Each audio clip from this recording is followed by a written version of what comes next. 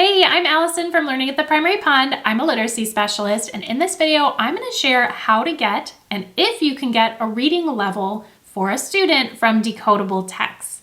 If you haven't subscribed to my channel yet, make sure to do that now, and then also hit the little bell so that you're notified every time I post a brand new video about teaching literacy in K2. Okay, so as far as different types of texts go, you may have heard that some texts are considered leveled and some texts are considered decodable. We will talk about the differences between the two types of text, but I am curious, a lot of teachers at the time that I'm recording this are kind of making a shift from using mostly leveled text to maybe mostly decodable text or more decodable text. So I'm curious where you are at. Let me know in the comment. Are you using mostly decodables, mostly levels, a combination thereof? I know it probably also depends on the grade level of the students that you are working with, but let's make sure we talk about what decodable and leveled are. So a reading level in general is some type of letter or number assigned to a book that is intended to describe the difficulty level of the text. Now there's many different leveling systems, right? There's DRA, Fountas and Pinnell, Lexile, and then to make things more complicated, each leveling system has different qualifications for leveling the books. We're not going to get into all of that today, but leveling can be complex. And then decodable text, if you're not familiar with those are texts. They're called decodable because they are designed where the majority of the words, if not all of the words, should be able to be decoded by students based upon the phonics patterns and phonics skills they've learned. So if you have a decodable text that's on like short vowels, it's not going to include, that's focused on short vowels, it's not going to include like vowel teams and long vowels because the focus is short vowels, and long vowels and vowel teams the student would learn later. So it's really restricted to like the patterns, the high frequency words that the kids have been taught, right? So generally speaking, that's what leveled versus decodable means. And because for so many years, teachers and schools have used like a reading level and said like, oh, like a student is at this level. And, maybe they've even shared with the parents, oh, your child is at this level. And that means that they're on grade level or they're a little behind or they're a little ahead. Like it's almost like become a language, right? It's become a comfort thing. And so I'm going to talk about like how to ascertain, how to determine a student's level of reading, I'll call it. However, I think that if you've made the transition to using mostly decodable books, I would encourage you to kind of shift your mindset and not be as concerned about like giving parents or knowing what reading level a child is at. I feel like there's some other information that will probably be even more valuable to you to know and use. So that being said, let's get into it. If you don't have a reading level, like how do we know what students are doing?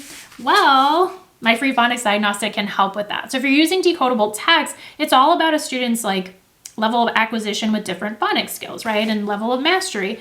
And so this free phonics diagnostic has them reading words and spelling words with specific phonics patterns. And then I don't know how large it will be on your end, but it will kind of tell you based upon like what they know and what they don't know yet, specific skills to work on. So this is a really helpful tool. And you are going to have ideally a phonics scope and sequence, or your school provides that, or you have it from a program.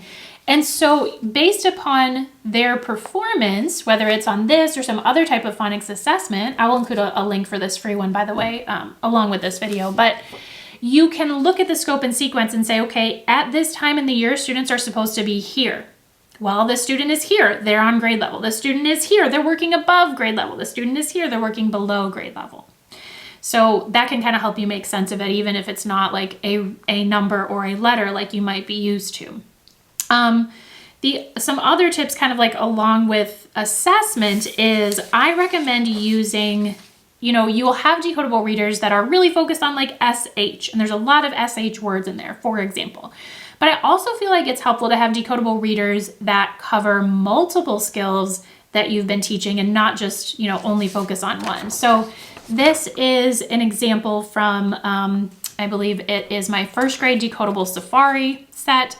Yes, first grade decodable safari, the secretary bird. And This is made up of, with the exception of any pre-teaching words that the teacher teaches ahead of time, this is made up of blends and glued sounds. So if you listen to a child read this text, you will have a good sense of, are they able to take that phonics knowledge and apply it to the text? Are they able to read the blends? Are they able to read the glued sounds? It doesn't necessarily focus on just one thing, but it will tell you like, okay, how is our level of mastery with these skills in general?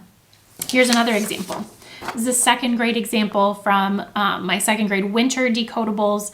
And the focus in this one is on closed syllable exceptions, like in mild, and inflectional endings. And so not only are you able to see like, okay, how does this group of students, or how does this child do with this one skill, but how are they doing with all of these phonics skills? So decodable texts that cover more than just one skill can be really helpful with that.